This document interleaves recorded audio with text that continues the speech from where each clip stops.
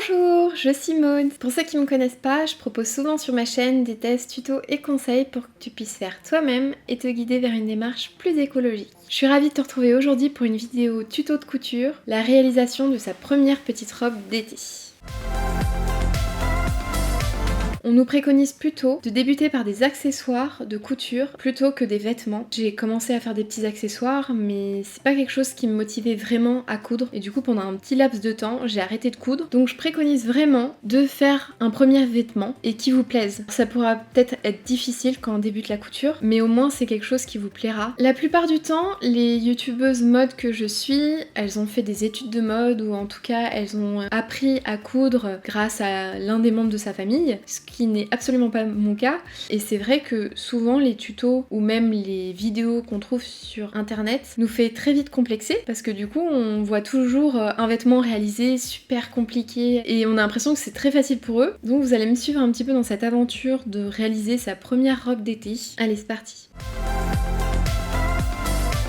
Alors tout d'abord, ce qu'on m'a préconisé et ce que je préconise également, c'est de faire des vêtements ou en tout cas quelque chose qui vous plaît. Commencez toujours avec un tissu coton, vos travaux. C'est vraiment en fait le tissu qui est le plus simple à travailler et à coudre. Au départ, j'étais partie sur du jersey et en fait c'est super galère et c'est un coup à vous démoraliser. Vous écœurez peut-être un petit peu de la couture. Ce que je préconise aussi quand on débute la couture, c'est de faire des essais sur des vieux draps, des toiles pas chères, des toiles de patron qui vous permet en fait d'avoir une première version de votre vêtement. C'est super important parce que souvent les patrons de couture ne correspondent pas toujours à ce qu'on aimerait ou ce que ça va rendre au final. On a beau vous dire prenez vos mensurations, bah malheureusement il y a quand même des ratés. Et c'est ce qui m'a fait prendre conscience et c'est pour ça que je vous parle aussi de cette expérience là. Ma première version de vêtements, j'étais tellement pas sereine à l'idée de le faire, j'avais peur d'avoir des ratés que je me suis dit je vais aller dans un atelier pour le faire. Donc ça peut être une première approche aussi. Donc pour ma part qui suis à Bordeaux, je suis allée à Rue des Nuages accompagnée d'Aurélie et donc on a fait une première version.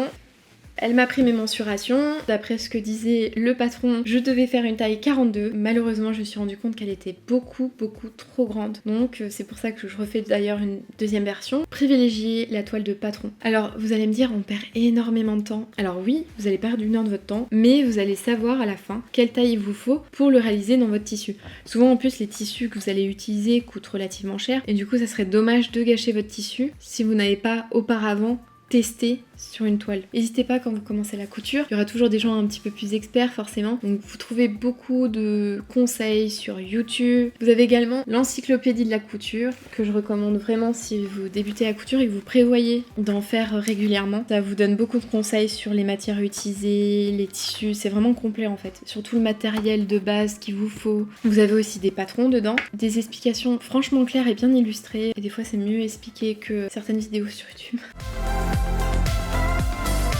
Pour ce qui est du patron que j'ai utilisé, c'est le patron Mode et Travaux de juillet 2020, donc numéro 1436. C'est marqué niveau initié, donc comme je vous disais, c'est quand même un niveau assez simple. Normalement, il n'y a pas de grandes difficultés, donc pour un premier vêtement, ça va être tout à fait faisable. En plus, elle est toute mignonne, c'est bientôt l'été. Vous avez 4 pièces de patron à décalquer, vous avez la ceinture, vous avez le dos, vous avez les deux devants et vous avez la jupe.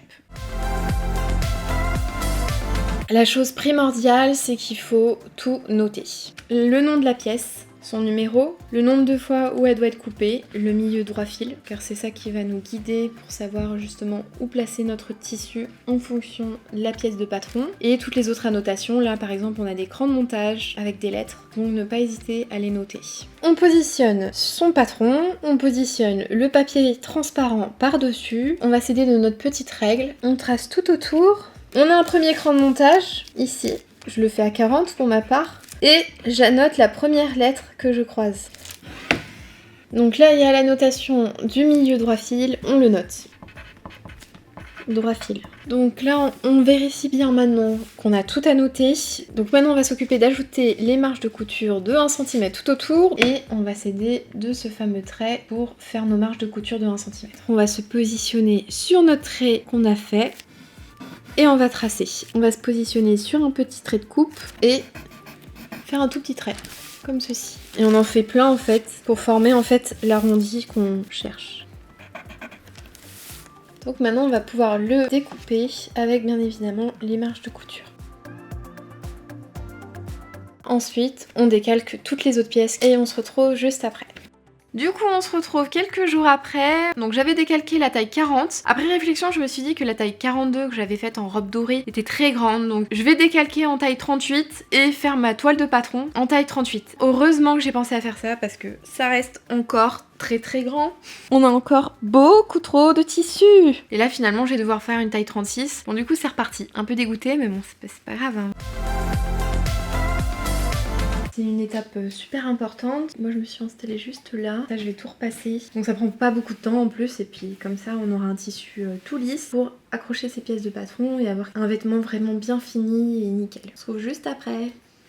Pour ma part, en fait, j'ai divisé en deux le tissu d'un côté et puis de l'autre. Donc là, je vous montre, je plie le tissu en mettant l'endroit à l'intérieur. Là, mon patron est sur le pli. Vous avez ici le droit fil. Votre droit fil est ici. Il doit être parallèle à votre milieu droit fil qui est présent sur votre patron. Vous n'avez plus qu'à poser votre pièce de patron sur le tissu et de l'épingler. Vous avez plusieurs options pour décalquer vos pièces de patron. Le cutter rotatif que je vais utiliser là, le feutre de couture, ou bien des craies qui s'effacent à l'eau ou en machine.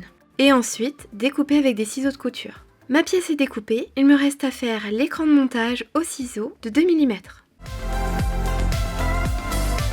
On prend un dos et on prend un devant. On les assemble endroit contre endroit avec des épingles. Pour bien positionner son tissu, on s'aide d'écran de montage.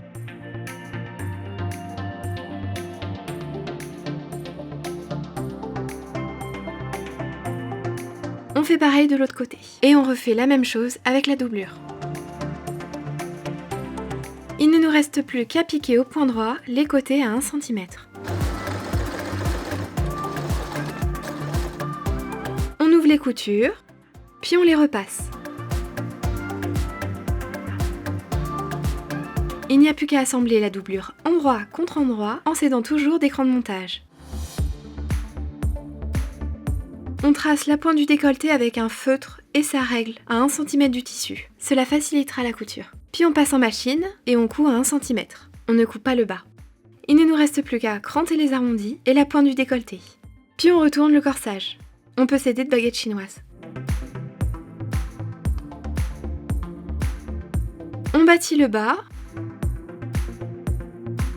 Puis on referme le devant de la robe en faisant correspondre l'écran de montage. Et on bâtit à nouveau. Ce sera plus simple ensuite pour assembler avec la jupe. Maintenant on passe à la jupe. Alors là il faut surjeter les côtés pour éviter que ça s'effiloche. Si comme moi vous n'avez pas de surjetteuse, tu peux toujours utiliser le point de surfil ou le point zigzag. J'utilise pour ça un pied spécial qui m'aide énormément. Ça me permet de guider en fait le tissu pendant le point.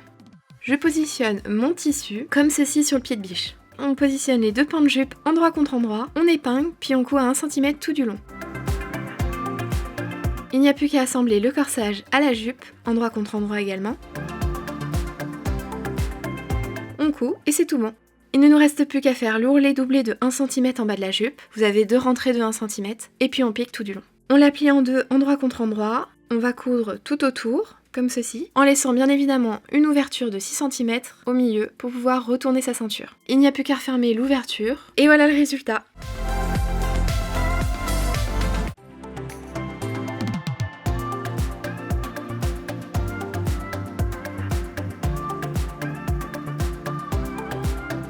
Elle rend super bien. Je vais quand même faire un petit point au niveau du décolleté car ça baille un petit peu. On voit vite son soutien-gorge, mais sinon ça rend super bien et elle est facile à enfiler.